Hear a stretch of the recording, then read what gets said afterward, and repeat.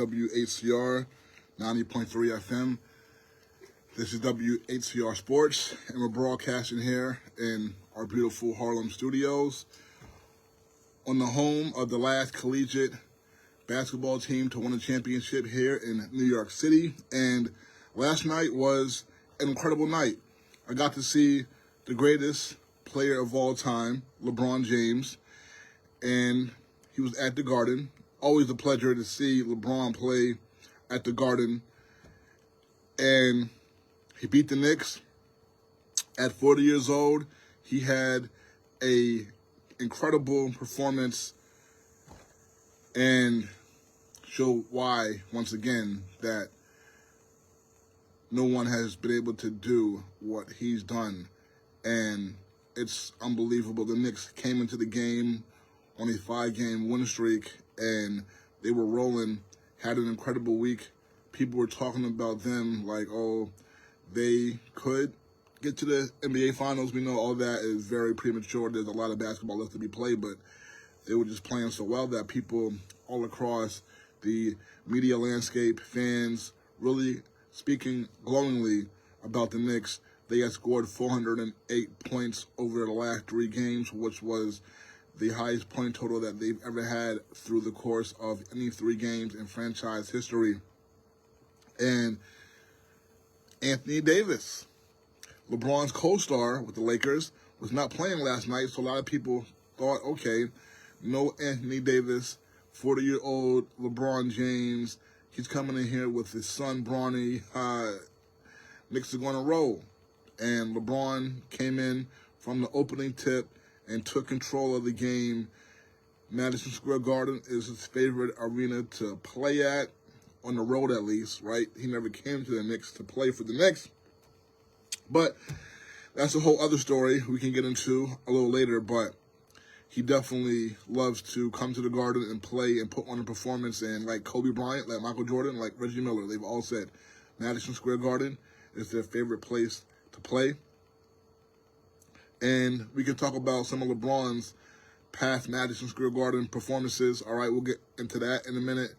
But last night was up there with one of his greatest Garden performances ever, with a 33-point triple-double. And like I said, from the beginning of the game, he came in locked in, wanting to put on a show. That's what he does. I mean, he told y'all, this is where I love to play, Madison Square Garden. This is where the stars are. The stars come out to watch this guy. And even at age 40, he does not disappoint, all right? And we can go back to when he first got in the league, when the Knicks were terrible, always had a good roster, but could never win games. He would come to the Garden and just destroy the Knicks, as with every other team that came through there. But LeBron, I can remember 2009, him having a 50-point triple-double against the Knicks. When that time the Knicks weren't good at all, they had really started to tear their roster down. And an attempt, at that time, they thought they could get LeBron in 2010, but that, of course, did not happen. But, at that time, in 2009, when LeBron came to the Garden and dropped a 50-point triple-double, Knicks fans were hoping that LeBron would sign with them a year later. I was one of those fans who was hoping. I thought that it was going to happen. And he came to the Garden. Knicks were bad. He dropped 50 and triple-double. Fans were bowing down to him. Bowing. I believe Jay-Z was there. That was before the Nets whole thing. And, he got involved with them, and he was courtside. And, yeah, So that was 16 years ago, all right? So now we're in 2025, and LeBron at 40 years old dropping triple-doubles against the Knicks, who were favored in that game last night, all right, with no AD playing. And they beat the Knicks. LeBron's great. Okay, so LeBron and the Lakers just came into Madison Square Garden with no Anthony Davis, all right, his co-star, a future Hall of Famer, 7-foot big man, can do a lot, all right, tremendous player.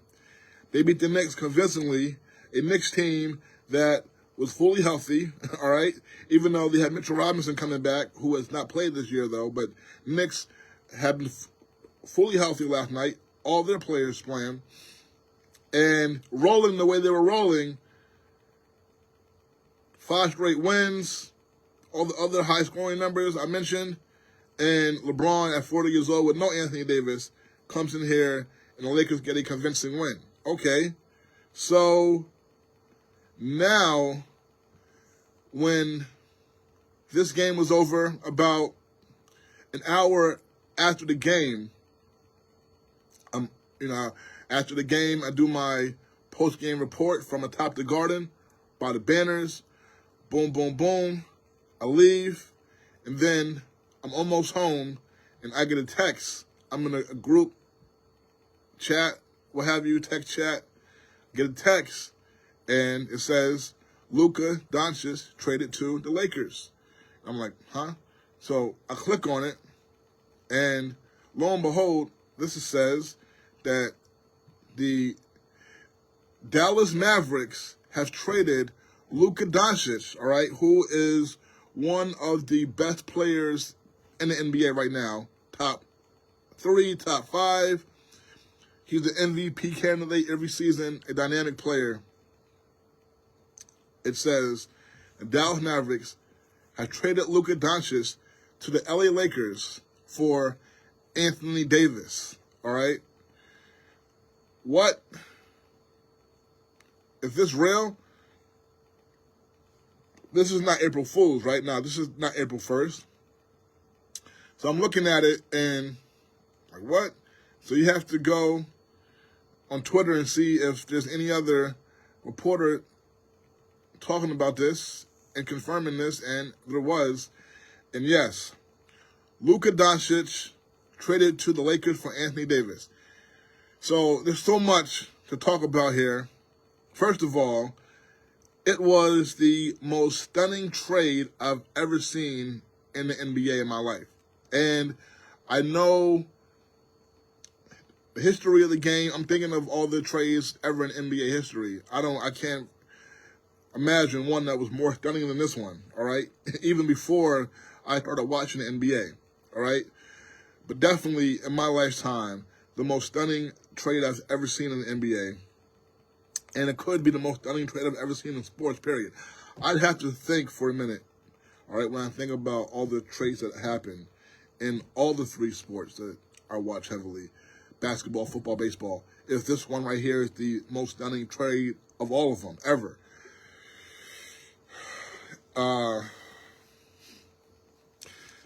Anthony Davis and Luka Doncic. Okay, and then I hear, first of all, I just want to say this.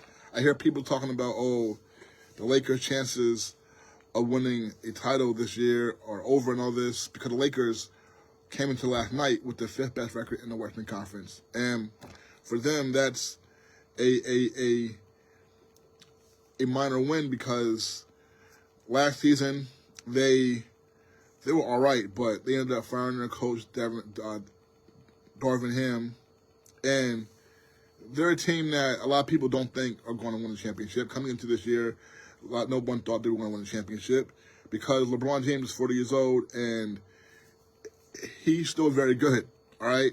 But because he's 40, and because the team has not played at a championship level the last few years, people don't think that the Lakers were going to win the championship coming into the season. 2 years ago, they did get to the Western Conference Finals, but they were, swept by the Denver Nuggets. And then last year they came back, got beaten in the first round by Denver. So no one thought that the Lakers were going to win the championship coming into this year. No one, okay? Even though they have Anthony Davis, who is still an elite player in the league, and LeBron, but LeBron's 40. LeBron, best player on the team, right? So at 40 years old, no one's, thinking that LeBron's going to be able to get them to that level again. But they were 5th in the Western Conference right now. And like I said last night, without Anthony Davis, LeBron and the Lakers, they were the better team, period, all night. And so people are saying that because the Lakers have traded Anthony Davis, I've seen this a lot on TV over the last few hours since the trade happened last night at around 1 o'clock. I see a lot of analysts who are talking, saying, this trade means that the Lakers are making this trade for the future, because Luka is a player who is 25 years old, and Anthony Davis is 31, just so you all know that. So Luka is a superstar. He's only 25, okay? He's somebody who last season, he led his team, the Dallas Mavericks, to the NBA Finals, all right? The last NBA Finals, Luka Doncic, Dallas Mavericks were in the finals. And Luka almost won the championship last season, all right? But Boston beat them in 5 games. But they came out of the Western Conference. And the Lakers, so the fact that Luka got traded from Dallas at 25 after he almost won the championship last season for them is shocking, all right? That's the first thing. That's shocking. Anthony Davis and LeBron are very tight. They have the same agent, Rich Paul, who is LeBron's boy, who LeBron brought into all of this. Rich Paul was LeBron's boy coming up, and LeBron helped Rich Paul become an agent. And now Rich Paul is a mega agent in the NBA, and LeBron is one of Rich Paul's clients, and Anthony Davis is one of his clients. So LeBron and AD are tight. They already won a championship together in 2020, the 2019-2020 season. So, and he's a tremendous big man. So the fact that AD got traded is shocking, okay? But, so both of those are shocking. But Luka is a player who, coming into this season, any season, if you ask, who's the better player, Luka or Anthony Davis, who would you rather have? If you just ask a regular person on the street, if anybody was building a team and you had the first pick, and you could pick between Luka and Anthony Davis, if you ask somebody on the street, who would you take? Everybody would say Luka, all right? Everybody. As great as Anthony Davis is, he's an all-time talent, all right? He was the first pick in his draft overall. But Luka is the kind of guy that can carry a team by himself. Like, he's the kind of guy who, just by having him on the team is going to be a good, competent team every night, all right? And they're going to be a playoff team by just having him on the roster, no matter who else you have, all right? Basketball is a sport where there are only 10 guys on the court, 5 players on each team. So if you're truly a great player, basketball is the one sport where you can have the biggest impact on winning, all right? Because there's not that many guys playing, all right? Football, you have 22 guys on the field at all times. You have an offense and a defense. The players on offense don't play defense. The players on defense don't play offense. So a player in football, not only are there like 22 other guys on the field while they're on the field, but they're not going on the field when the other side of the ball on their team is on the field, right? So you can be a great player in football, but your impact on winning just by yourself is minimal when you compare it to basketball. And the quarterback in football has the biggest impact on the team than any player if he's great, right? And if he's bad, then he can totally hold the team back from winning. The New York Giants the past decade. But the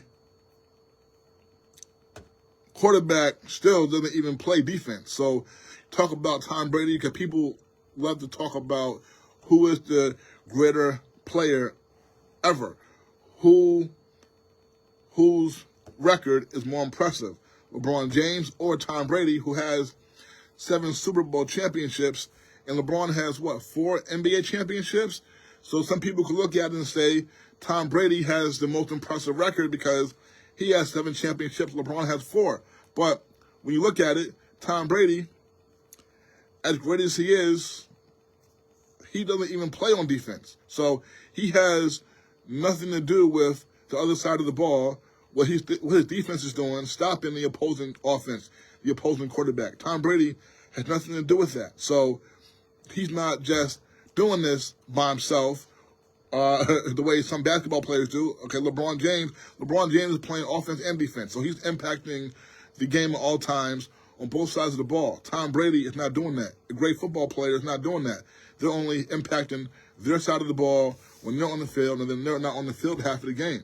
So Luka Doncic is that great where just having him on the team, they're going to be a good team. LeBron James, obviously, is that player, that kind of player. And he's the GOAT. You see I'm wearing the GOAT shirt in honor of LeBron, number 23, Lakers, with the crown. Y'all can see it, right? With the Knicks cap, you know, with the Knicks, holding the Knicks down, with the love. I've always said that LeBron, I want to see LeBron win. Only time I don't want to see LeBron win is when he's playing the Knicks, okay? That's the only time. Any other time, I want to see him win. So when he's playing the Knicks, I don't want to see LeBron win. And last night, I got what I did not want. LeBron beating the Knicks, all right, at the Garden. It was a great performance, though, so was blessed to be there to see that and to see what greatness does when they want to be great and show the world how great they are. And no one can do anything to stop it, even at 40 years old. He has lots left in the tank, okay? So now he gets Luka with him. So now people are saying, oh, the Lakers, because they have the 5th spot in the NBA right now, you know, like I said, they've been playing well. Hey, but no one really has thought that they could win a championship, but with the way they're playing, they low-key were playing well. But like I said, so many things going against them right now. They still need other pieces on the team. I don't think anyone really thought they were going to win a championship this year, all right, as presently constituted. So now, but they trade AD. So you hear a lot of people now saying, a lot of the analysts like, oh, the Lakers are not, like, they're saying that they are looking towards the future to have a player when LeBron is done, because the Lakers always need and historically have had a superstar. So Luka is the guy who can take over for LeBron when he's done. And we remember with the Kobe era, Kobe got old on them. Kobe, at his advanced years, was not still great the way LeBron is. He was not able to lift the team to winning. The Lakers were bad in Kobe's last years, and then when Kobe was gone, they were bad without him, all right, at all. And it took them a while, and LeBron James came and saved the Lakers, saved them because he wanted to be in L.A., all right, saved them. If LeBron had not saved the Lakers, they would probably still be trash, all right? But he came, he saved them, and he's LeBron, made them the show again. In his second year, he won the championship with the Lakers, all right? So he's already done that. But, so people look at it, some people look at it like that, like, oh, okay, that's what it is. The Lakers won't have to go through a long extended period of being bad the way they were at the end of the Kobe era, because now Luka will be here. But, okay, yeah, that's all fine and true, but I mean, some people think that, okay, they have no shot to win this year, though. I'm looking at it like, look, okay, they just played last night at the Garden. We saw them. AD wasn't there yesterday. He wasn't there. And they beat the 3rd best team right now in the Eastern Conference in their building, the Knicks, all right? So you add Luka to that. You telling me that you can't get to a championship right now with this team, all right? I mean, so, and I know it's just one game, but look, they did, like I said, LeBron with no AD last night came into the Garden, beat a fully healthy Knicks team who are good right now. So now imagine adding Luka to that team that we saw last night. So the Lakers need to get themselves, obviously, some big men. They don't need a big man as good as Anthony Davis, all right, at all. You got Luka and LeBron. Just get some big men who can play defense, can rebound, can be gritty, can be tough and rough, all right? Do some enforcement, all right? Be an enforcer on the court, somebody like that. They'll be fine. It'll be interesting to see what the Lakers do in terms of other moves before the trade deadline, which is February 6th in a few days. So now there are a lot of different components to this because, and like I said, really shocking trade.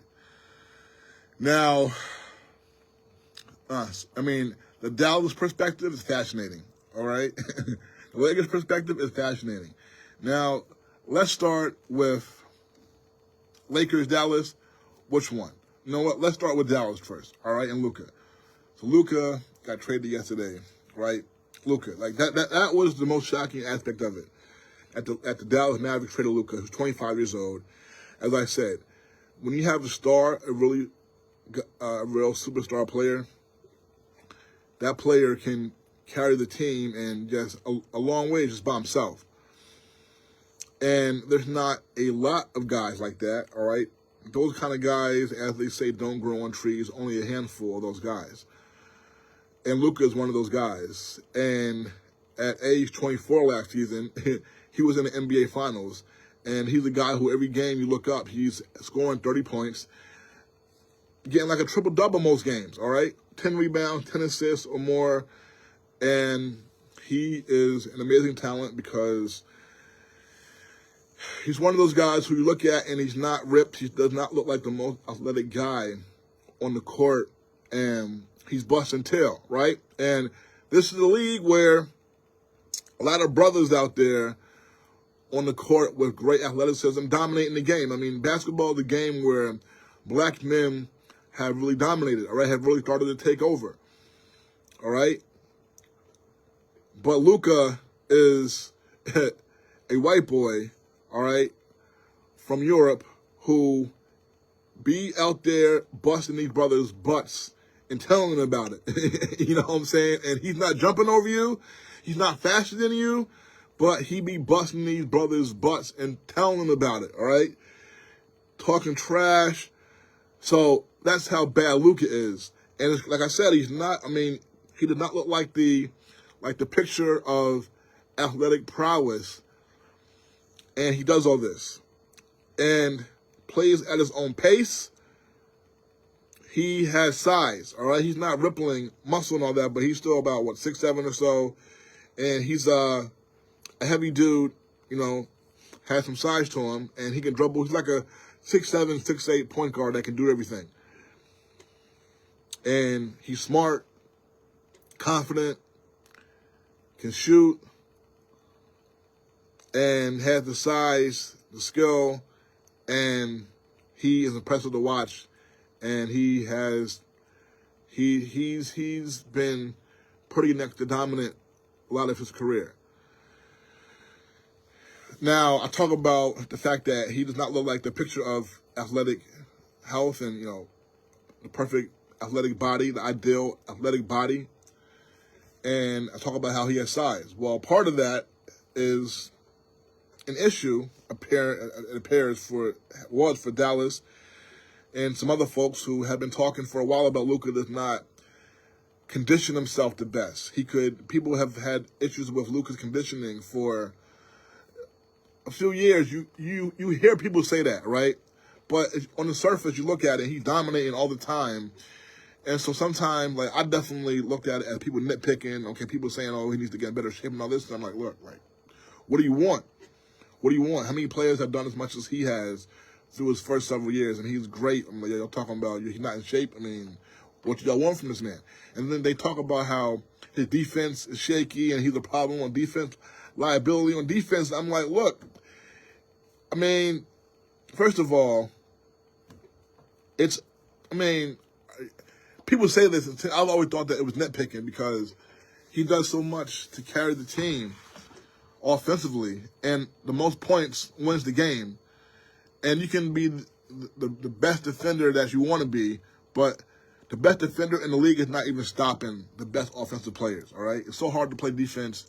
So I always felt like, okay, they talk about he's not a great defender, but when you're doing as much as you're doing on offense, I mean, okay, you want the guy to be engaged defensively. Of course, you don't want him to be letting the other guy score, but he's not doing that. But people always say, okay, he can play better defense. Okay, he can play better defense. Well, everyone else on the team can play better offense, right? I mean, without him doing what he's doing offensively, your team has no chance of winning. So he's carrying the team. So I always looked at it as nitpicking when people talk about his defense and his conditioning, because, like I said, his team was in the NBA Finals last year, and they every year he's been in here in the league, he's dominating.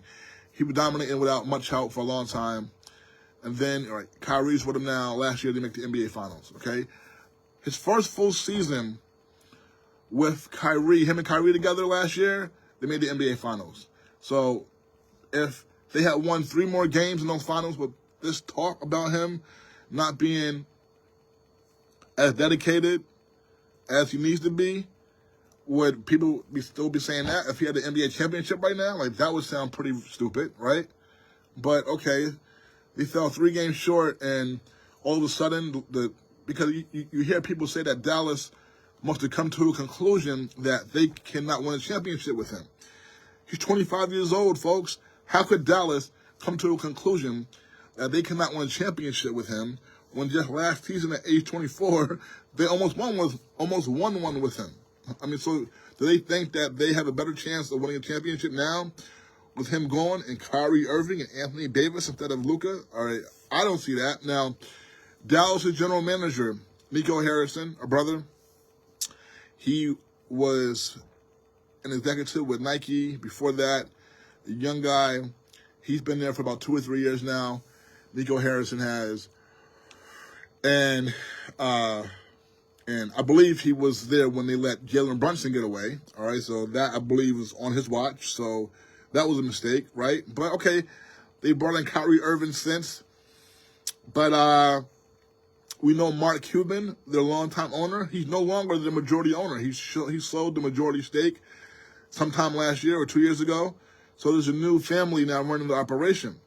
And the head coach there, Jason Kidd, all right? The perfect guy, seemed like, to coach Luka, right? Played the same position, Kidd, a Hall of Fame point guard and all that. Luka respects him. But that's all, like I said, that's always been the word about him, that people have had issues with his conditioning, said that he was not in the best shape. And so he's been out for about a month now because he had a calf injury. And so after this trade last night, you're listening to people talk, and they're saying that Dallas felt like a big reason why he is hurt right now is because he does not take his conditioning seriously. And he's missed 27 games this season. And Luka really has not missed a lot of games over his career. This definitely is his longest stretch without playing. But that's what you hear. Oh, like Dallas is, they've had issues with him behind the scenes. And there was an incident last year in the playoffs where one of Dallas's executives, he's a former Mavericks player, Michael Finley. We know Michael Finley played several years in the NBA, won a championship in 2007 with the San Antonio Spurs, but before that played several years with Dallas and Phoenix and all that. Went to the University of Wisconsin. And there was a story about how last year in the playoffs, Michael Finley, after one of the games, how Luka had a beer in his hand, and Michael Finley walked up to him and took the beer from him, right? And you think about that, a top athlete today drinking beer after a game, that definitely does seem like a lot, especially, you're in the locker room drinking a beer.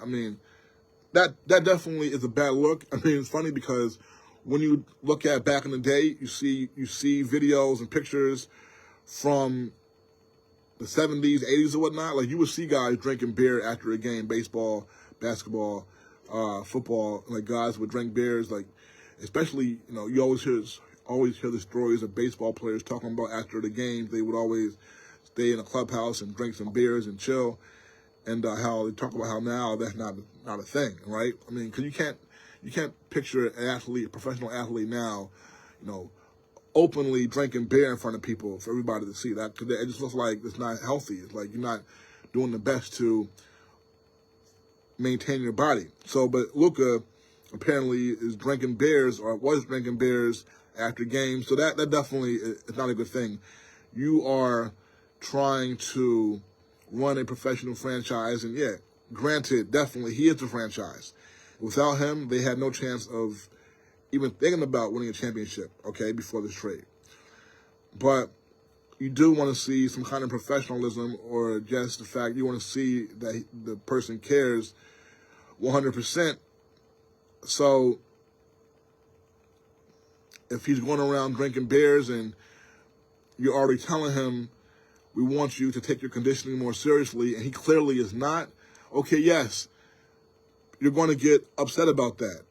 But are you going to get so upset where you're going to trade him after he just helped you get to the NBA Finals the previous June, and the goal is to win the championship, and you almost did that with him, through all his warts or what have you.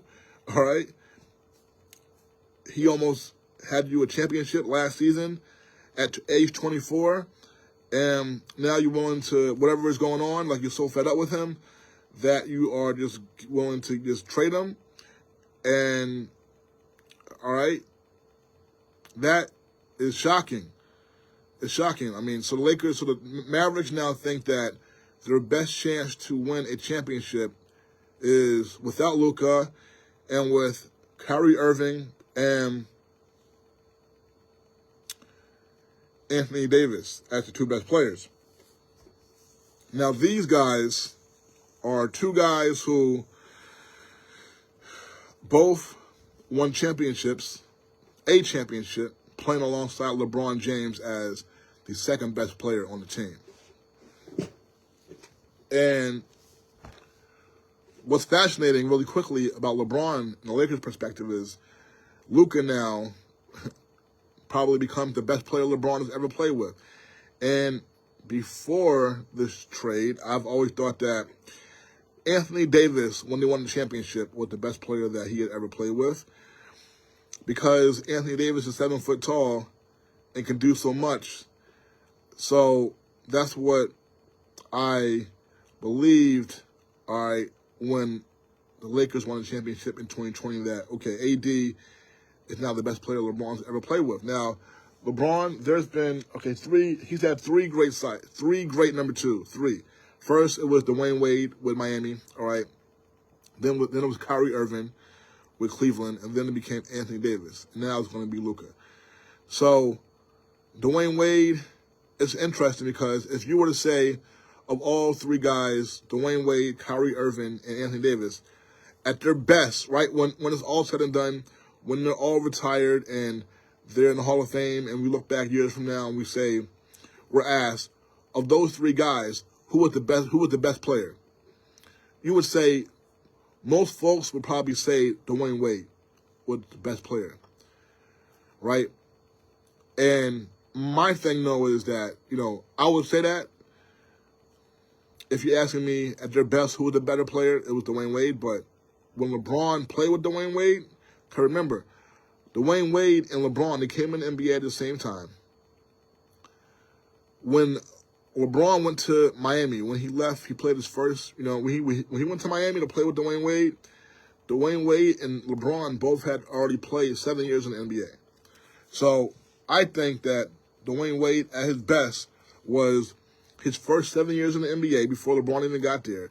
And then his first year with LeBron, second year with LeBron, okay. But, even those first 2 years, I just feel like, because LeBron was in Miami with Dwayne Wade for 4 years. I just feel like when LeBron got to Miami, Dwayne Wade started to decline some, all right? And by the fourth year they were together, Dwayne Wade was not the same player. He was seemed like an injury. You never knew if he was going to play well or not from game to game in the playoffs. Or he could not play that well. The one thing that we all knew was that every game, LeBron had to play like Superman or his team had no chance of winning. That's what it's been most of his career. All right, even when he's had the great players on his team, if he did not play great himself, his team had no chance of winning, all right, in those big playoff games, okay? Those NBA Finals games. And I just feel like Dwayne Wade started to decline while LeBron was in Miami. He had his moments. He was great, no doubt, at times.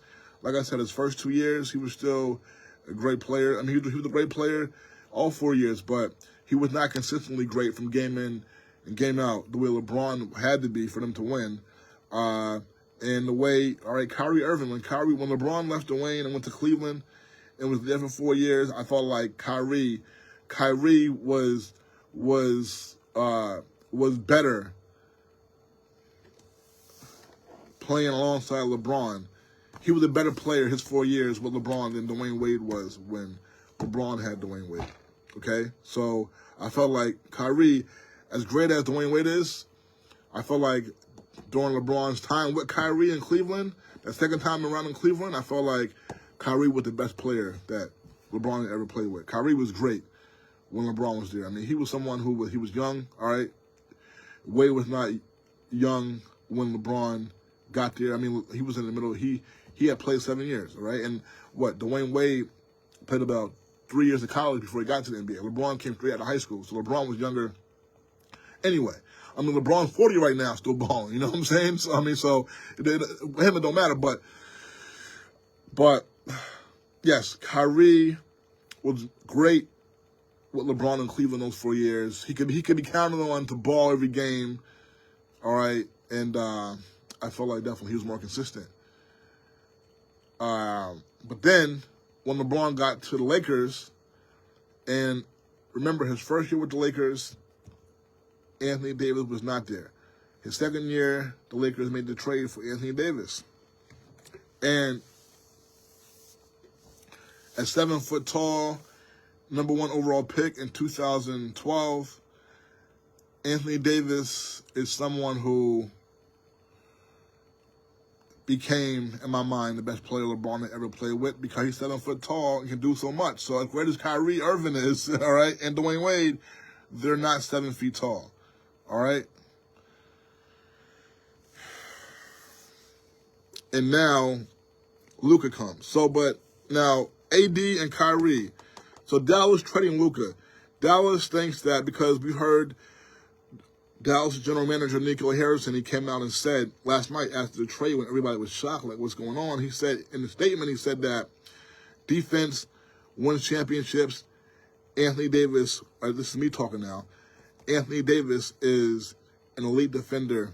We know that. So the general manager said that defense wins championships, and then he mentioned something about conditioning and all that, which is a telltale sign and a bit of a shot at Luka, because the general manager mentioned that something about conditioning being very important. And like I said, people have had issues with Luka's conditioning for years.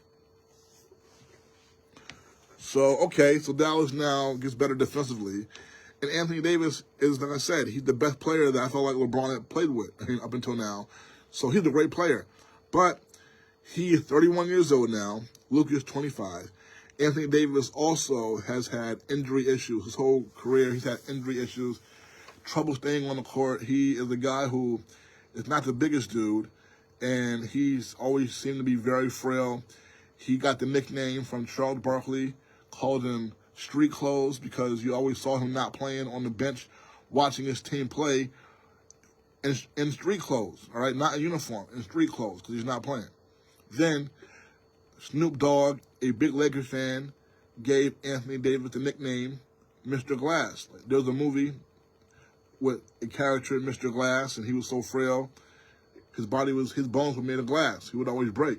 So Snoop Dogg roasted Anthony Davis a couple years ago and called him Mr. Glass. So this is the guy who Dallas has traded Luka Doncic for. Okay, and then you have Kyrie Irving. So those now are the two best players for Dallas. And like I said, Dallas went to the finals last year with Luka and Kyrie and nearly won. Got beat in 5 games. But Anthony Davis, before he got with LeBron, never came close to winning a championship.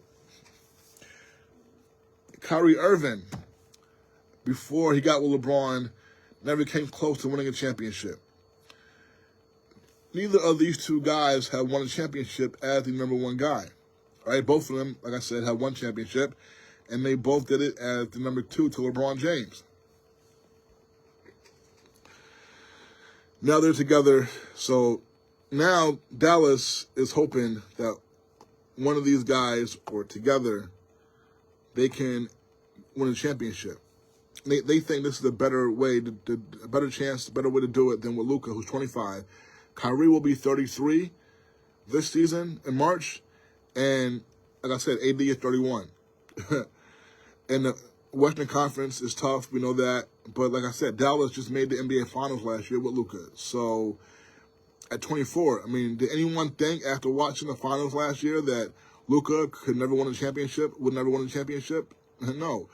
The fact that he got there already at age 24 was impressive, okay?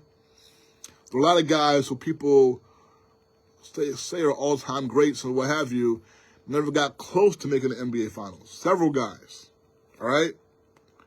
And there's even a guy who has a similar body type to Luka, who everyone in New York loves, who I've talked about a lot as a player, Carmelo Anthony.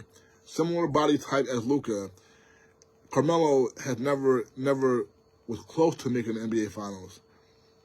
Luka, age 24, and Carmelo played, 19 seasons? Luka, already age 24, was in the finals last year.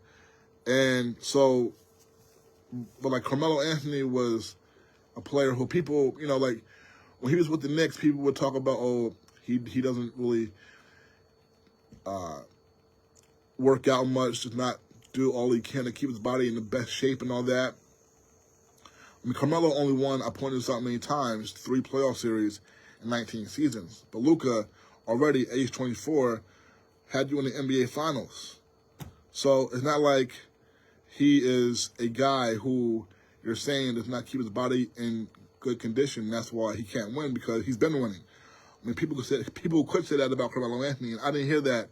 I didn't hear as much talk about Carmelo's fitness and conditioning as I did with Luka, how I hear from Luka.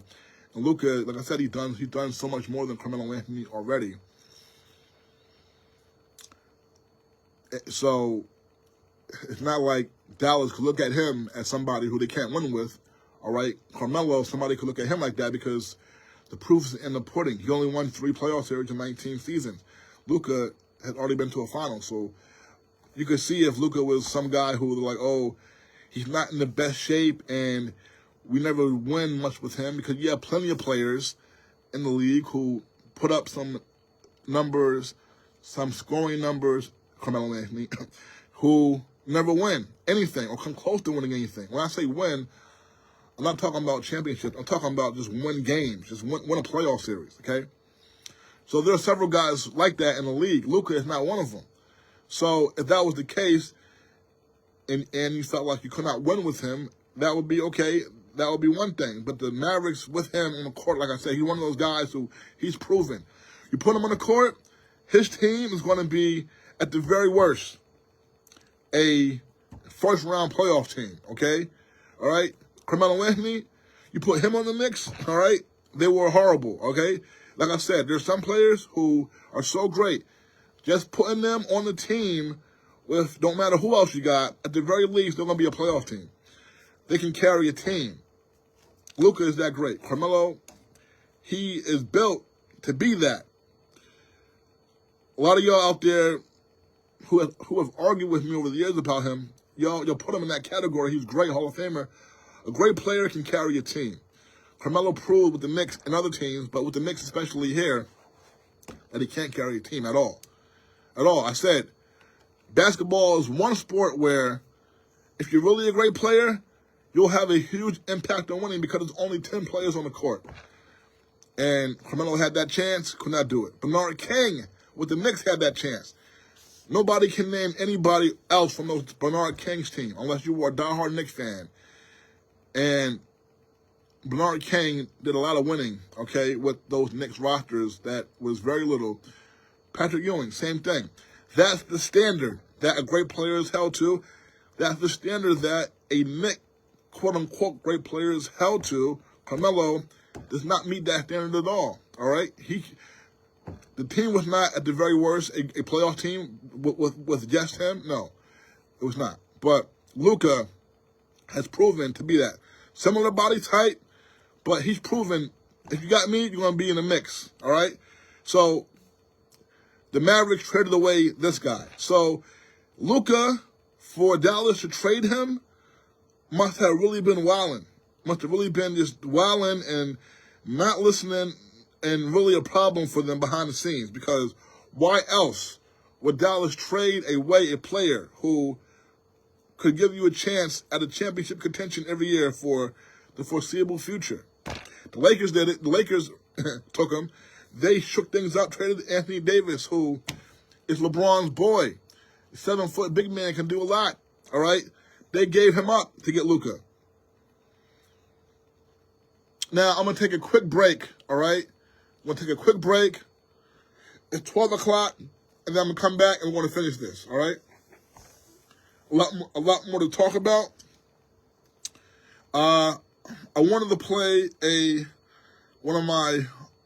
wanted to go into the vault and play one of my old pieces from 2011 around this time.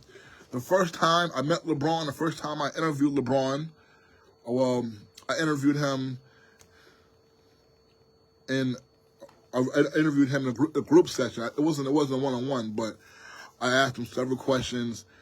First time I got the chance to ask him questions and really meet him was 14 years ago at the Garden.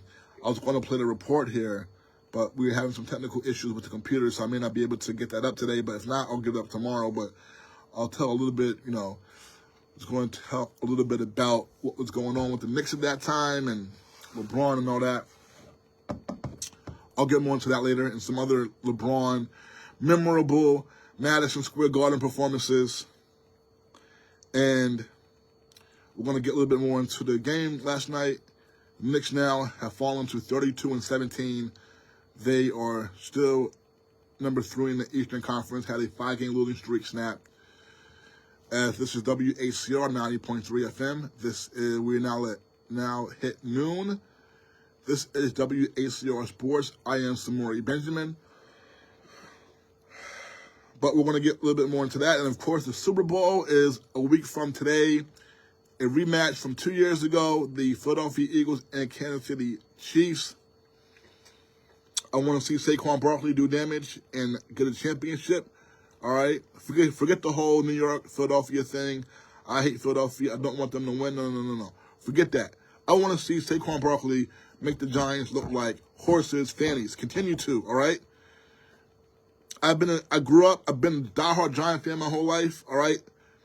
I currently despise the Giants. I despise the fan base and the media that covers them. I'll get into more of that later. But I want to see Saquon get a championship. I also want to see Jalen Hurts, the quarterback, get a championship. Because if he gets one, then the narrative about him will be changed forever, all right? He gets a lot of hate. And we have an opponent in Kansas City next Sunday who are going for the chance to be the first team ever to win 3 straight Super Bowls. So we'll get more into that when I come back, all of that, okay? But we're going to finish this Luka, Anthony Davis, Dallas Mavericks trade discussion. We're back, folks.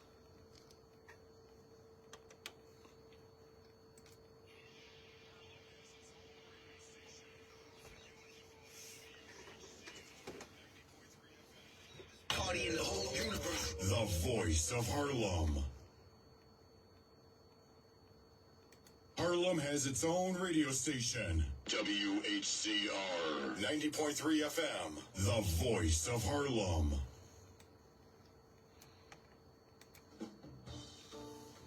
Whether it's the political left or right, prison reform or border walls, opiate solution or cannabis delusion, overeating or over-policing, we have a perspective on it all. Join us on Fridays from 5 to 6 p.m. right here on WHCR 90.3 FM, the voice of Harlem. We are Another Perspective, hosted by Henry Porcher and Reggie James. Another Perspective is a Brothers in Recovery production.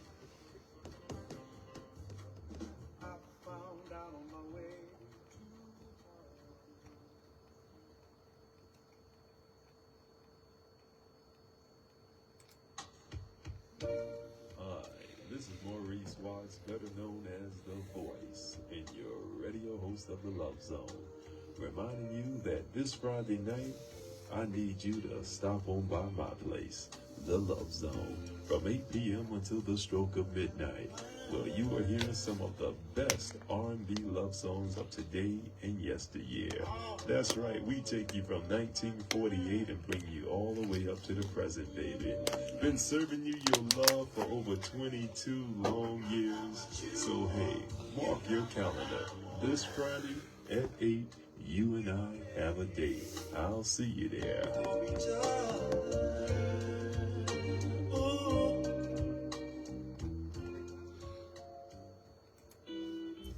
Hey folks, how you doing? This is Kwame there. I am Priest Forever, and we are the hosts of Equilibrium Radio. We are adults who love hip hop. Indeed, And we broadcast here at WHCR 90.3 FM in New York City. every Monday night Voice of Harlem. from 10 p.m. until 12 a.m. As part of the Hip Hop After Dark lineup We have Young D Nasty. and the whole Equilibrium Radio team. And you can always check us out at WHCR.org. Make sure to tune in. Make sure to support WHCR 90.3 FM. We're here every Monday from 10 until 12. Call us up. Hit us with your requests and shout-outs. We are adults who love hip hop, And we'll see you on Monday, and that's what it is. right here on WHCR 90.3 FM. Peace and love. Peace.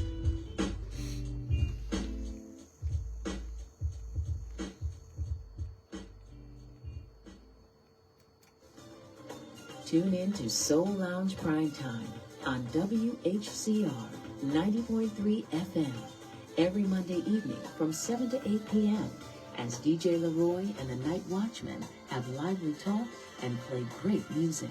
In addition to their eclectic brand of tunes, Soul Lounge Prime Time will offer the listener in-depth interviews with authors, artists, educators, intellectuals, cultural icons, small business owners, and always the movers and shakers from Harlem, New York City, and beyond. DJ Leroy and the Night Watchman, two veterans of community radio, bring their unique brand of insight and lively banter as they take you on a welcoming ride to uncover the truth and encourage debate. Remember, every Monday evening at 7 p.m., Soul Lounge Prime Time, 90.3 FM or WHCR.org.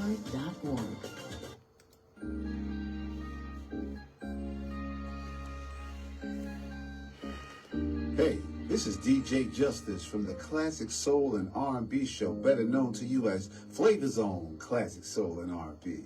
Every Saturday night from 6 p.m. to 8 p.m. right here at WHCR 90.3 FM New York, where you hear the best in classic soul, R&B slow jams, party hits, classic soul concert hours, and up-and-coming artists. The Flavor Zone, Classic Soul and R&B, every Saturday night from 6 p.m. to 8 p.m. right here at WACR 90.3 FM.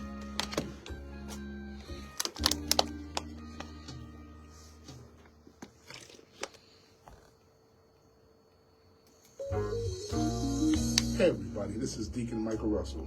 I want to personally invite you to tune in to my new show, Sunday Night Inspirations, every Sunday from 10 p.m. to 1 a.m. On Sunday Night Inspirations, you'll hear classical gospel, choirs and quartets, and even more. Gospel artists from around the corner and around the world. That's Sunday Night Inspirations with Deacon Michael Russell, every Sunday night, 10 p.m. to 1 a.m. on WHCR 90.3 FM, the voice of Harlem.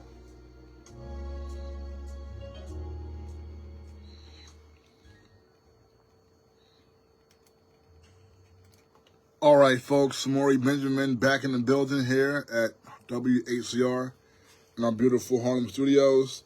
I want to say good morning to my college buddy, D. What's up, D? The Laker fan, my boy from Norfolk State, as we have hired Michael Vick to be our new football head coach. So excited about that. Y'all know that. D's a Laker fan, so D is checking in. D says, what big men can the Lakers target to replace AD? Does this mean LA has given up on the season? Well, I just mentioned earlier D was not around. But I was saying that people were saying that, oh, hello? All right, I'm sorry, folks. I hope you all could hear me. But anyway, so people were saying that the Lakers have given up on the season. I've heard that a lot of people say that.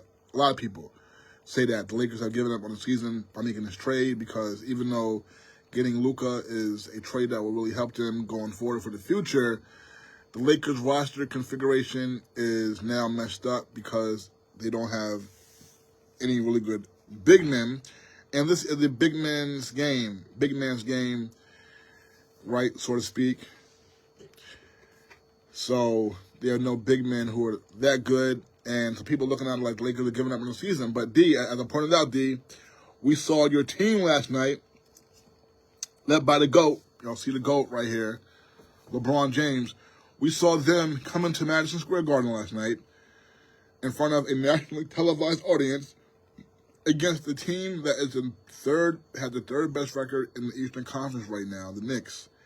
And we saw without AD last night, the Lakers won convincingly. All right? So just imagine, you add Luka to what you had last night. I mean, that does not sound like giving up on the season to me. So, I mean, like I said, again, they beat the team with the third best record this season, who I heard a lot of people talking about, have a shot to win a championship before last night. And the Knicks, they came in there without AD last night and beat them, all right? No problem. 40-year-old LeBron, no problem. So they didn't have him last night. They looked pretty good to me, and I understand it's one game, all right? Of course, if LeBron had to play our Knicks in a 7-game playoff series with no Anthony Davis, we would all expect the Knicks to win that series. We would hope, right? We would hope. But we know what happens when you get into competition with the GOAT, okay? So maybe that wouldn't happen. But you would think the Knicks, if they played a LeBron team with no AD, no Luka, that same team they played last night in a 7-game series, they would win. Okay, whatever. But now you add Luka to what you had last night with no AD playing. I mean, that's still, hey. So now this brings me back. All right, this brings me to this point.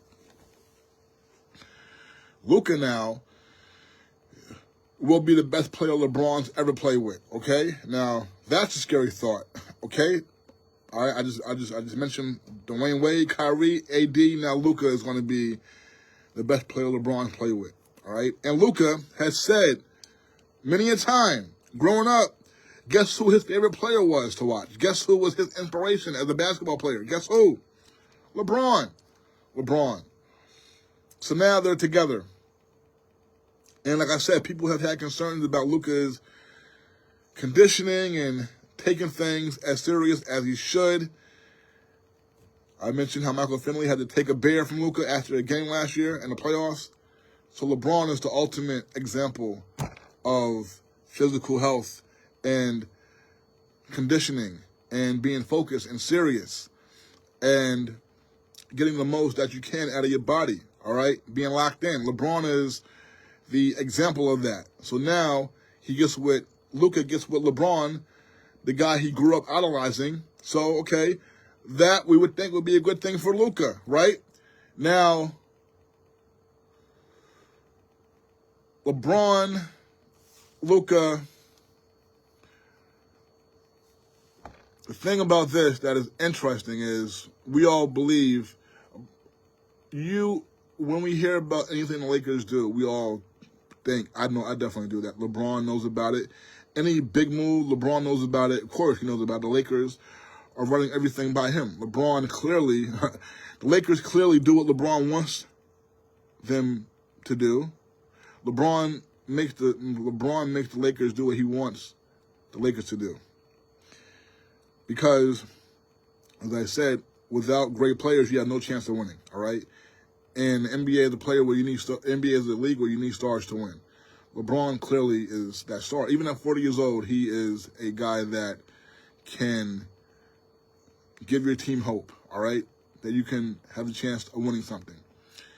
And LeBron, as I said, I've been saying this for a long time, LeBron has showed again why he is the best ever by the fact that at 40 years old, most 40-year-olds in sports, the team is trying to push them out, okay?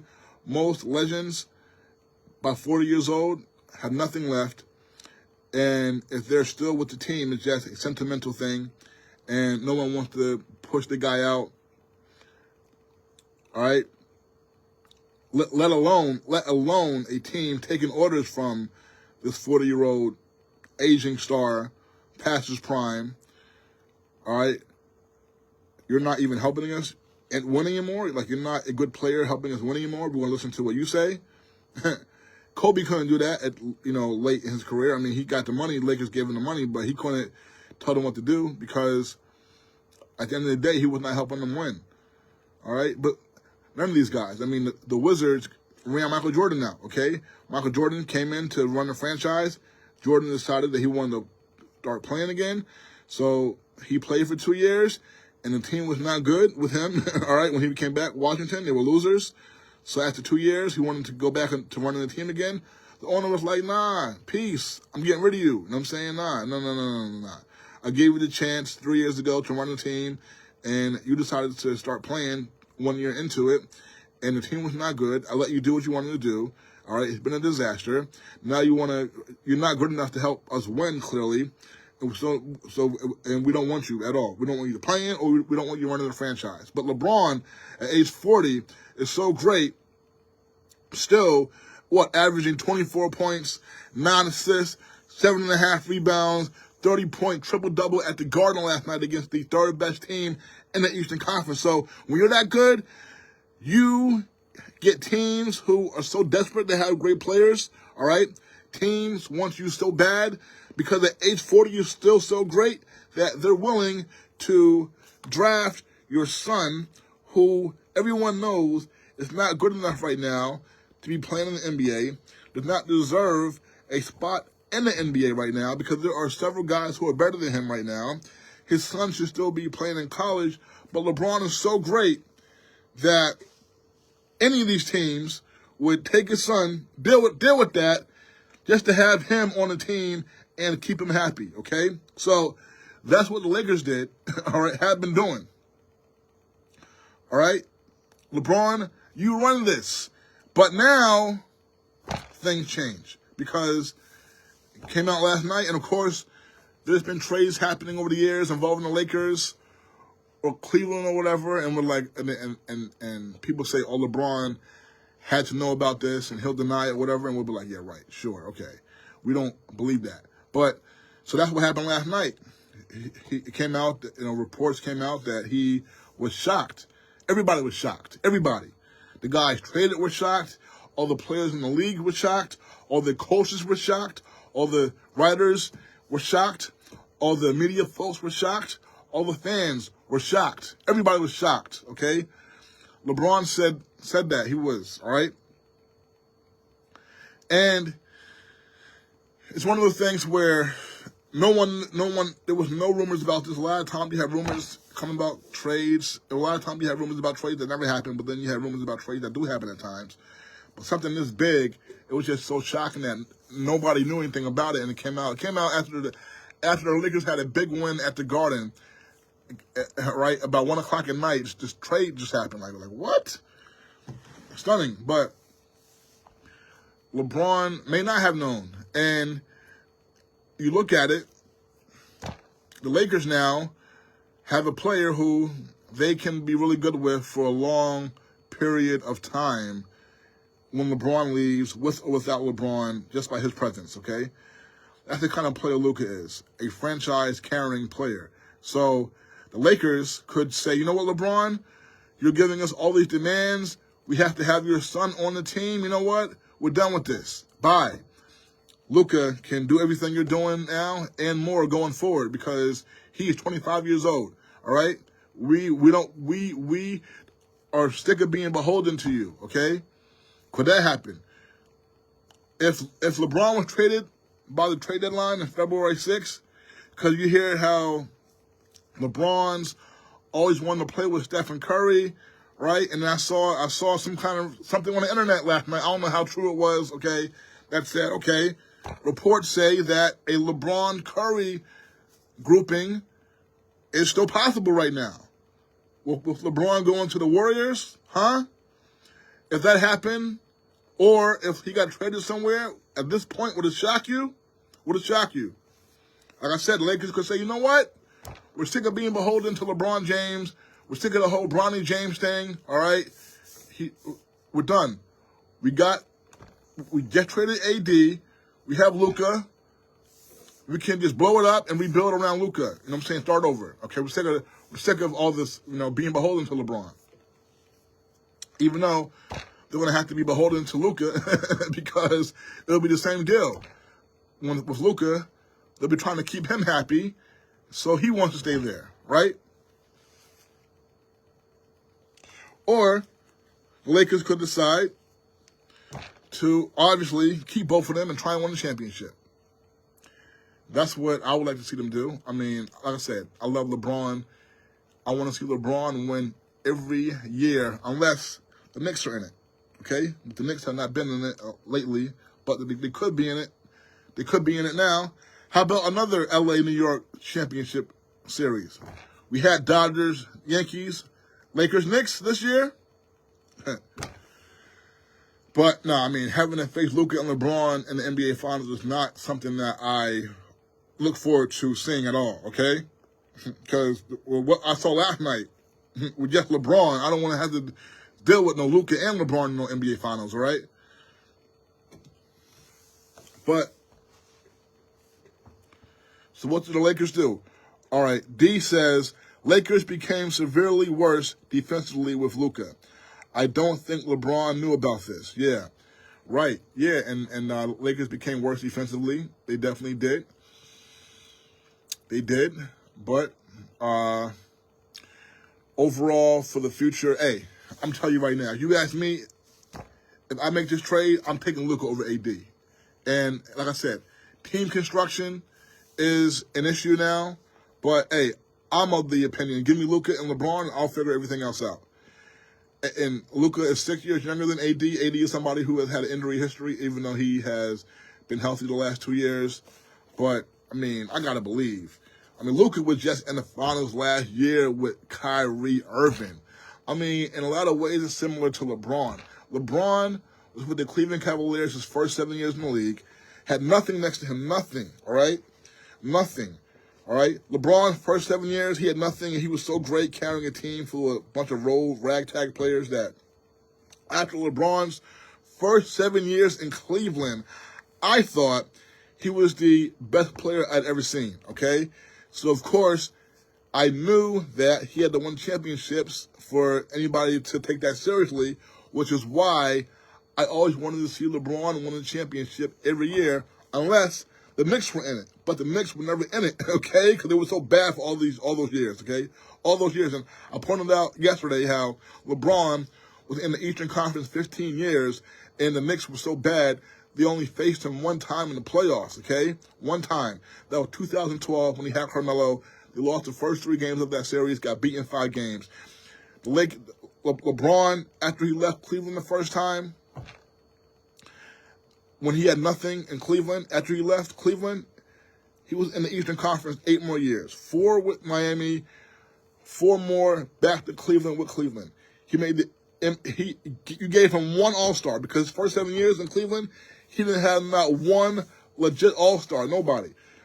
You give him any kind of help, at least 1 All-Star after he leaves Cleveland the first time, he made the NBA Finals 8 straight seasons, okay? The Knicks could not even see LeBron at all, but that's a whole other story. But you think about it. As much as LeBron was in the East and the Knicks were never even a factor. And y'all try and tell me Carmelo Anthony is that dude? He could not even challenge LeBron for nothing. Like, Carmelo wasn't even a fly on LeBron's fanny. I mean, come on, folks. Come on, folks. All right? Where was the Carmelo challenging LeBron, going toe-to-toe, Knicks showing some heart, doing something? It was none of that. It was just... Anyway, with this move now, Luka, like I said, you give LeBron just 1 All-Star after 7 years, first 7 years in Cleveland with nothing, give him just 1 All-Star at least, you can't beat him in the finals 8 straight years. Luka, like I said, very similar, where in Dallas, it took him a while before he really had that number 2 guy that was a legit All-Star. Remember, he had Kristaps Porzingis, who the Knicks traded to Dallas, which at that time was stunning as well. You thought that Luka and KP would be with the Mavericks, the New Age, Steve Nash, Dirk Nowitzki, all right, both are from the same region of the world. You thought that they would be together for 10-plus years doing great things and winning. But now, neither one of them are in Dallas still. But KP was the first guy that Luka had that, could really be a big-time player for him, but he couldn't stay healthy. He was always hurt. And Dallas traded him 2 years ago, and that was shocking. They traded him to Washington. I was like, what? That was very surprising when Dallas traded Chris Tapps 2 years ago. But they got fed up with him, always, getting hurt and, traded him. And, I would say that Dallas trading Luka 2 years ago to Washington was as surprising as this Luka trade, but the Luka trade is just way more stunning because to trade Luka, no one would think that you would ever trade Luka. So, but anyway, now, so KP was not the answer. Then they had Jalen Brunson, who they slept on and did not know how good he was when they had him. So they did not put him in the position to be that number 2 guy for Luka. So they lost him, but when he was there with the Mavericks, he was not in that position to be that number 2 guy. When they brought in Kyrie, Kyrie was like the first guy that he really had that was legit, okay, all-star status. And you gave him one all-star guy, what happened? Luka was in the finals, like LeBron. You gave him one guy who goes to Miami after having nobody for 7 years with Cleveland. Go to Miami, you can't beat the guy. He's in the finals every year. Luka, that was very similar. So now you put Luka and LeBron together. 2 guys who by themselves can carry you a long way. Now they're together. Now, so you want to keep them together? Hey, I'll take that. Okay, as a basketball fan, as a team who has been a Knicks fan, as somebody that's been a Knicks fan my whole life and never seen the Knicks, never won a championship, and wanted to see the Knicks win a championship, all right, I would take LeBron and Luka on any team that I have, okay? A 40-year-old LeBron, a 25-year-old Luka, let's go. I'll figure everything else out. So, Lakers, get some bigs. Dallas Mavericks last year almost won a championship with Luka and Kyrie, with a bunch of role player big men, okay? A rookie in Derek Lively, all right? The other guy, Daniel Gafford, who was with the Washington Wizards before Dallas got him, and was somebody who any team could have had Daniel Gafford. He was playing for the Wizards again. The Wizards, who were like the worst team in the league right now. They're like 6-42 right now. All right, he was on a Wizards team, a bad Wizards team. Anybody could have had the guy. So Dallas last year made the finals. They almost won the championship with Daniel Gafford and Lively as big men with Luka and Kyrie. So you're telling me Luka and LeBron can't, all right, do some damage with a bunch, with even if you don't have all-star big men? Come on. But it's fascinating because both of these guys are ball dominant, all right? LeBron, we know both of them like to run the show. Like I said, though, Luka's favorite player growing up was LeBron. So the whole thing is fascinating. I'm really looking forward to seeing Luka and LeBron and how it's going to play out. But you can't tell me that Dallas is closer to winning a championship now with AD and no Luka. I mean, this is what their general manager, Nico Harrison, said last night. He said that defense wins championships and all this. Okay, great. But like I said, you have 2 guys in AD and Kyrie who have never really been able to carry the team to any significant heights as the number 1 guy. Now, together, one of them, I mean, and you don't have to always have a clear-cut number 1, clear number 2. Sometimes that's just, you can watch it and see who it is. So, so with like Kyrie, he's always been on the teams that he's been on that have had a chance to win a championship. Kyrie, for as great as he is, for as great as contribution has always been on every team he's been on, he's always been the clear number 2. With LeBron, clear number 2. Then he went to Boston, right? And with Boston, when he was the number 1 guy with Boston, it self-destructed. It did not work. Boston underachieved, and he left, all right? Then he went to Brooklyn, all right, because he wanted to leave LeBron so mad. He was jealous of LeBron. He did not want to hear LeBron tell him what to do. He wanted his own team, so he left Cleveland, left LeBron, went to Boston. So as that number 1 guy, what Kyrie wanted, he couldn't handle it. So he ran out of there and went to Brooklyn with Kevin Durant. Where Kevin Durant was the number 1 guy, and Kyrie was number 2. We know how Kyrie just, like, flipped out mentally and ended up, all right, wanting out of Brooklyn. But that Brooklyn team, they had a chance to win a championship. They could have, but KD was the number one clear-cut guy. It wasn't Kyrie Irving leading that team as the number one guy to any kind of big heights. And then now with Dallas, Kyrie last year was in the finals playing with Luka, and Luka was the number one guy. So Kyrie's been a great number two, Hall of Famer.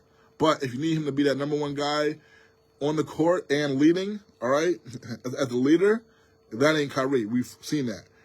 And AD is someone who, before the Lakers with the Pelicans, I believe he won one playoff series with the Pelicans, and that was the year when they swept the Portland Trailblazers in the playoffs in the first round. That was, I believe, 2017, when the Pelicans had Drew Holiday at point guard, and Drew Holiday outplayed Dame Lillard, who was with Portland at the time. And very interesting because those two got traded for each other last year when Holiday was with Milwaukee, and they traded Holiday to Portland for Dame.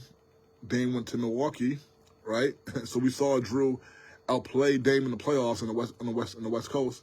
But Dame is somebody who historically is looked at as the better player, the Hall of Fame player, no doubt. Drew might get in there, but Drew was not looked at as a superstar type player. Dame Lillard is. But then we know last year when Milwaukee traded Drew to Portland for Dame, Portland traded Drew to Boston, which became a big mistake for Milwaukee because you don't want to trade Drew Holiday for Dame and then to Portland, trade Drew to Portland, but then have Drew end up with Boston. So that was a mess for the Bucks. But we saw that, AD with Drew Holiday as his point guard, and Rondo was with them as well in 2017. They swept Dame in Portland in the first round. So that was the only playoff series that AD won in New Orleans before LeBron. So now you're putting Anthony Davis and Kyrie together, and they have good role players around them, but you're telling me that this is a team that's going to win a championship, led by Kyrie, who, like I said, has his leadership issues. So Dallas is like so frustrated with Luka at 25, but they think they're really ready to trust that Kyrie is going to stay sane and level-headed and not do anything disruptive. I mean, because we've seen him just out of nowhere several times just change his mind, change course, and went out someplace. So Dallas really believes in Kyrie that much. Where, I mean, when the trade was first made to get Kyrie, it was, okay, well, if Kyrie does not work, if he, upset Luka and Luka is not feeling him, we could get rid of Kyrie. But now they have Kyrie still, and they got rid of Luka. Okay, so now Luka and AD is going to get you to the Promised Land championship. I mean, one is 33, going to be in March. The other one is 31. Probably going to be 32 soon in AD. I mean, how long is your window? You going to win the championship this year? I don't think so. So we'll see. Luka and LeBron, hey, like I said, I'm looking forward to it. So we got a lot of talk about that there. I'm going to leave that talk alone. And like I said, next week, next week I'll play for you all my report that I did 14 years ago. First time I met LeBron, first time I had the privilege to ask LeBron some questions. Excuse me. Let me just get into this story real quick before I go to break, and then I can play the report next week. But LeBron, first time I ever met LeBron, and I had been a LeBron fan since he got into the league because I saw this guy and I thought he was the best thing I had ever seen on a court. And by the time he had finished his 7 years in Cleveland, man, I thought he was, like I told you, I thought he was the best I had ever seen. So in order for that to not look stupid, he had to win championships. So I always wanted to see him win championships, always rooted for him to win the championship, unless he was playing the Knicks, which Knicks were never a factor when he was in the Eastern Conference. Knicks only played him one time in the playoffs in 15 years. Terrible. But so I would say by LeBron's fourth season, when he carried a bunch of no-name ragtag players on the Cleveland Cavaliers, the spring of 2007, he carried them to the NBA Finals, 4 years removed from high school, and so composed. His mother, when she was 16, had him. He never met his father.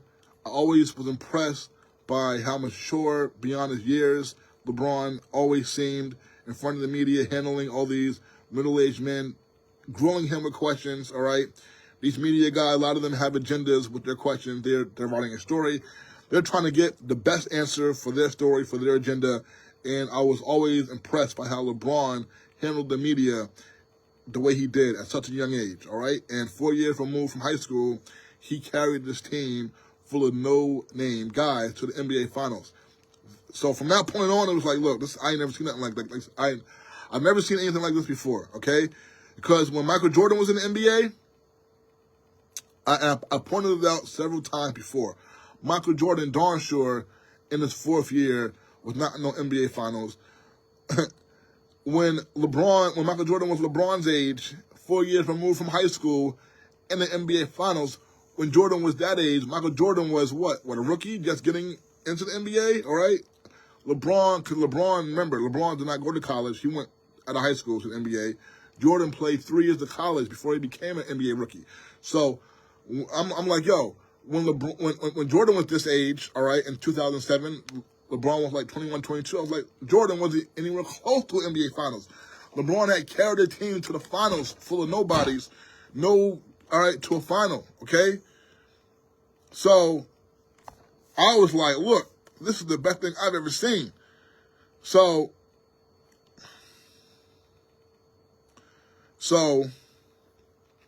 LeBron, now, after those first 7 years in Cleveland with not anything, he goes, to Miami after that, and he finds that championship success.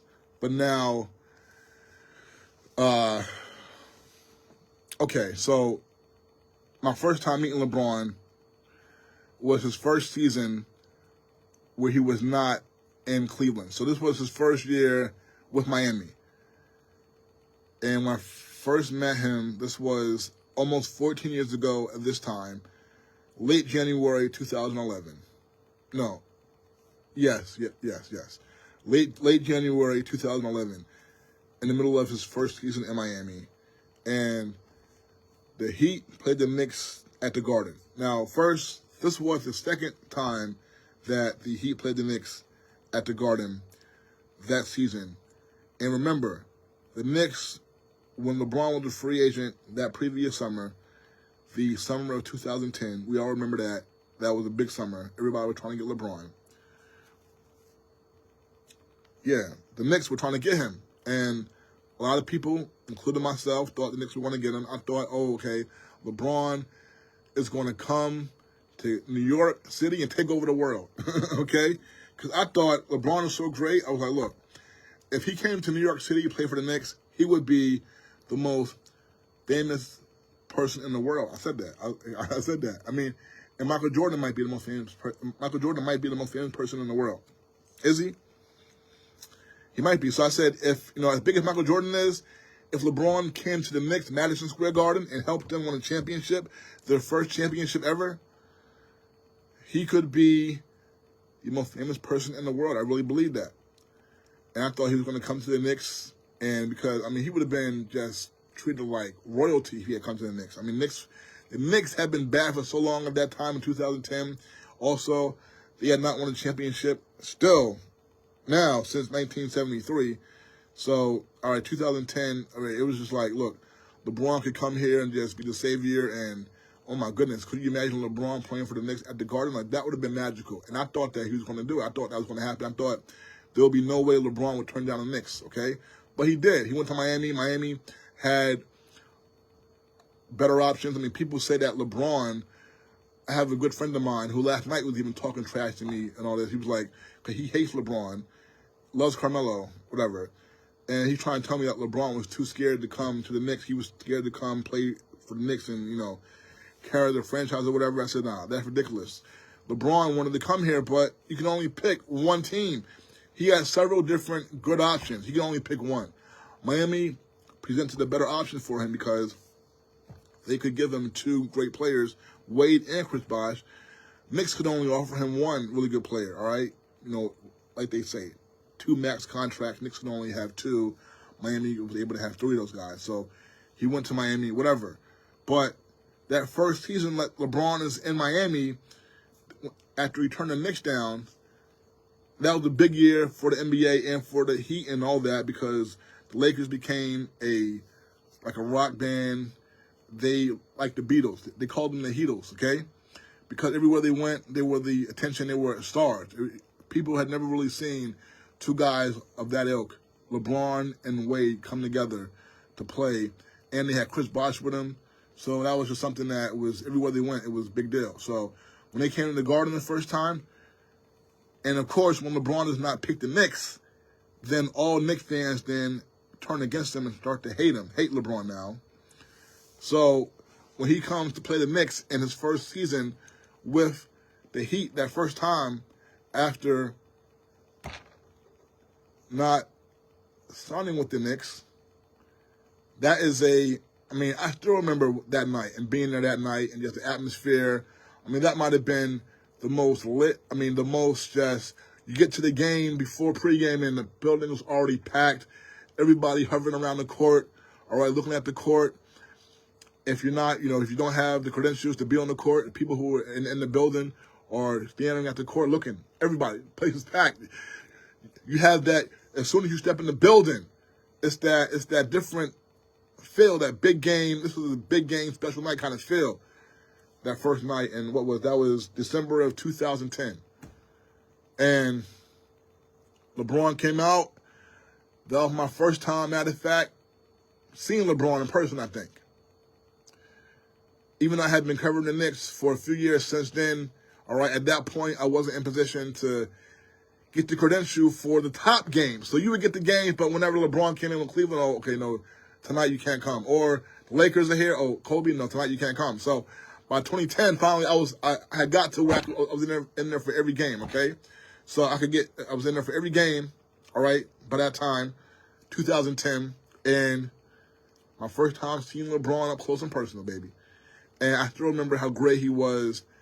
It seemed like he made a point to come down, because remember, people used to say that, oh, he can't shoot. I remember being there, I was down, like, on the court side, okay? All right? I remember that, okay? I mean, there were other media seats where I was assigned to, but when you got the press pass, the security lets you, do what you want to do, if. So, especially at that time, the Garden has been redesigned, remodeled, all right? So that time, 15 years ago, the Garden was, it was, the way everything was set up was different too. So I was like standing right there, darn near by the side of the basket. I mean, I was watching everything close up. And I remember LeBron, it was like he made a point to just shoot jump shots and all night. And he come down the court, jump shot. He was making all of them. Knicks could not stop him at all. It was very impressive because the whole crowd was there to boo him, to heckle him, and he came in very much similar to last night, where he came in from the beginning, locked in, on a mission, came in there to send a message, oh, y'all think I can't shoot? I'm so great. I'm going to come in here. I'm going to take y'all bulls. I'm going to dominate y'all while y'all all booing me, and I'm going to do what y'all think I can't do. That's make jump shots in your face all night, okay? That's what he did. And impressive. So that was the first time that year that LeBron came to the Garden, and this was a big time because the Knicks, right, before that Miami game in 2010 of December, they had played the Celtics the game before that, and the Knicks going into that game, I believe, had a 9-game win streak going into that game against the Celtics. It was a long win streak. I think it was the Celtics, of course, that year in December 2010. The previous June, they had played the Lakers in the NBA Finals and lost in 7 games. So the Knicks, that was the big week where the Knicks had a lot of big opponents. And after, so it was Boston's first on a Wednesday night. The Knicks lost a buzzer beater at the end to Boston. Paul Pierce made a jump shot, and then Amari came down and hit a 3 at the buzzer, but he shot the ball after the buzzer went off, so Boston won the game. Then the next game on a Friday night was against LeBron in Miami. Electric atmosphere, crazy night. Then the next game, on a Sunday, they faced Denver, who at that time had Carmelo Anthony still. And there were rumors at the time that Carmelo was going to get traded to the Knicks. And that trade did not happen until another 2 months down the line. But that was the other team that came in, all right? So the Knicks lost the first two, lost to Boston in that close game. Then LeBron came in, took care of them. And Amari had like a streak where he had scored 30 points in 9 straight games. It was amazing. And then Denver came in. But, so anyway, I met LeBron that second time they came to the Garden that season. And that was a late January game. I believe it was January 27th, 2011 now. And it was a Thursday night game. It was being broadcast on TNT. And that night, the TNT crew was naming the All-Stars. All right? And Amari was named the All-Star that night, and he was named a starter. That's how well he played. At the time, he was like number 2 in the NBA in scoring, shooting over 50% from the field. A great season. So Amari was named a starting All-Star before that game began, and they were playing the Heat at the Garden, right, TNT game.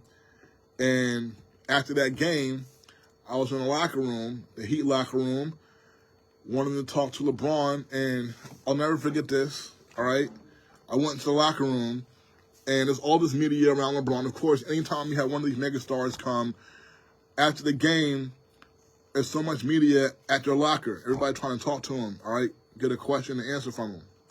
So after the game, I go into the Heat locker room, the visiting locker room, and I see LeBron's locker. There's all this big media horde around him, and I try and get into the middle of it, and then I kind of like LeBron sitting down on the bench, and I like kind of maneuver my way into the middle of the scrum, and people are asking questions. Everybody's throwing questions at him, and so like I kind of get into the middle of it, like right in front of him where he sees me, right? And so I get ready to ask him a question, and you know all these reporters throwing questions at him, trying to get his attention, and I'm trying to ask him a question, and he looks right at me. LeBron looks right at me, and he looks at me. He says, "Go ahead, go ahead."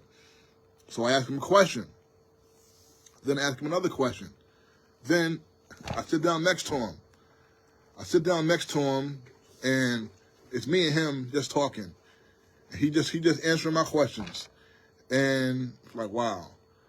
And then his PR guy, all right, his PR guy, you know, because these teams have PR guys. So his PR guy, after a few questions, he's like, okay, thank you, folks. So, like, sometimes the PR guy, they'll, like, break up the questioning, the scrum, whatever. So the PR guy comes over. He tries to, you know, end the questions, but LeBron was like, "No, it's okay. Go ahead." Tells me to go ahead. So I'm still asking him questions. So that was my first time meeting LeBron, and LeBron got it, and I was not surprised because I could see from afar that's the kind of guy he was. That was one of the reasons why he was my favorite player. All right, and I thought, all right, that he was the best player I had ever seen. I knew, I felt like he was that kind of guy, and yo, he got it, he gets it. So I was going to play that report for you all today, but we had some technical difficulties. So next week, I'm gonna try and get that report up for you all. Okay, my first time meeting LeBron, and I've been able to meet him, all right, and talk to him several times since then. And last night, it was a pleasure and a joy to see him once again at the Garden up close and personal, okay? And his son was in the building, too, on the team, Bronny James. And Bronny got into the game last night and got a bucket, okay? Late in that game, when the outcome had been determined, the fans in the building were screaming for Bronny. We want Bronny. We want Bronny. That's what we heard late in that game. And Lakers coach J.J. Redick gave the fans what they wanted. They gave the fans Bronny. He got in the game, went to the hole, got a bucket. And one more thing. So many times over the years, I would go to Laker games, and when the Knicks were bad, and the building would be infiltrated by Laker fans. The Kobe years, so many Laker fans would just be in there, deep. Like, yo, what's going on? And then even when, like, Knicks were bad and LeBron was with Miami, so many Miami fans would be in there when they would come. So last night there were, a good amount of Laker fans in the building. I mean, it wasn't dominated by Laker fans the way I've seen it sometimes in the past when Knicks were bad and Kobe was in the building with the Lakers and all that. But in my best Laker Knicks memory was when Jeremy Lin, February 2012, dropped 38 points and 7 assists on Kobe Bryant at the Garden. That was a beautiful game. My most memorable. That was not just my most memorable Knicks Laker game. That was my most memorable Knicks game, period, okay? So, and that was a great night because, like I said, there would always be so many Laker fans in the building for those games, and Lynn shut all of them up. So, last night the Laker fans got, the ones who were there got their fun and all that. They saw Bronny score a bucket, so it was cool seeing Bronny score a bucket. And like I said, the fact that Bronny is in the league right now, and you got the Lakers who they have been beholden to LeBron, and we never had a 40-year-old player in any sport be so great that the team is beholden to them because they are so desperate to have them on the team. But like I said, now with Luka in the building, you wonder how much the Lakers will listen to everything LeBron wants. So it's fascinating, okay? So anyway, we have a Super Bowl coming up. Excuse me. Next Sunday, a rematch from 2 years ago, the Kansas City Chiefs and Philadelphia Eagles. And I said a little bit earlier that I want the Eagles to win because, yeah, I grew up a diehard Giants fan, but right now I despise the franchise. I despise everything about the franchise. The fan base, I despise. The media who covers the Giants and talk about them, I despise because they all know nothing. And the team has, I've said it before, been influenced a large part by the public, the fans and the media. And this is why they are horrible. They let Saquon Barkley walk out the door, and you still hear people in the media, even some fans, if the Giants still had Saquon would not be playing this well. Like they take the Giants management, the incompetent general manager Joe Shane, they take him off the hook. Take him off the hook. No. Joe Shane should be fired. That's a fireable offense. Letting Saquon Barkley leave, and he's having the best season, arguably, of any running back in the history of the NFL. Just think about that. And he's still the general manager of the team. I mean, and you got media and fans who support this BS, okay? Now,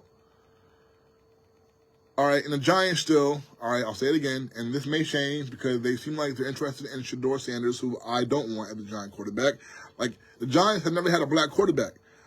Y'all have heard me on here screaming, the Giants, I want to see them get a black quarterback, all right? A young black quarterback who is good and can succeed, and I don't want them to get a black quarterback who's not that good, and then they'll be like, oh, well, we gave you a black quarterback. Okay, well, he wasn't that good, so I want one that is good and can succeed, okay? I don't want to have one that's just a black quarterback, not that good, then they'll be like, we gave you one, shut up, okay? Shut up. No, I want one that can play, get a chance, and have a chance to succeed. Shedeur Sanders, I have my doubts about, okay? And I'm not the biggest fan of Deion right now, his father anyway, all right?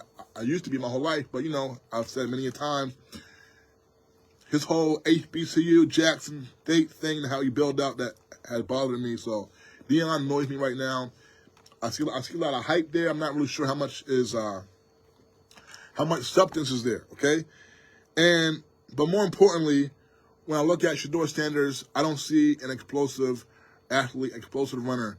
If you look at Shedeur Sanders' running numbers the last 2 years, they're both in the negative, okay? Yikes. That's not what I want. I want a quarterback who can do both, okay? Like Lamar Jackson, like Josh Allen, who plays like a brother, all right? And is as good as any quarterback that we've seen, okay? I'm sorry. He is as talented as any quarterback in the league. Josh Allen is. I mean, this year in the Final Four, three of the four quarterbacks were black. In the final 8, 5 of the 8 quarterbacks were black. Okay. In the Super Bowl, both quarterbacks are black. They can move too with their legs. Shedeur Sanders, I'm not sure how well he moves. I've told y'all before, I want either Alabama quarterback Jalen Milroe, or I want them to sign Justin Fields, who I think could be a star in the league. Anyway, Philadelphia, I want Saquon to get a ring. I want Jalen Hurts, their quarterback, to get a ring as well, okay? Because he's somebody who people don't want to give him his just due. Even though 2 years ago in the Super Bowl game, a lot of people will tell you that Jalen Hurts outplayed Patrick Mahomes.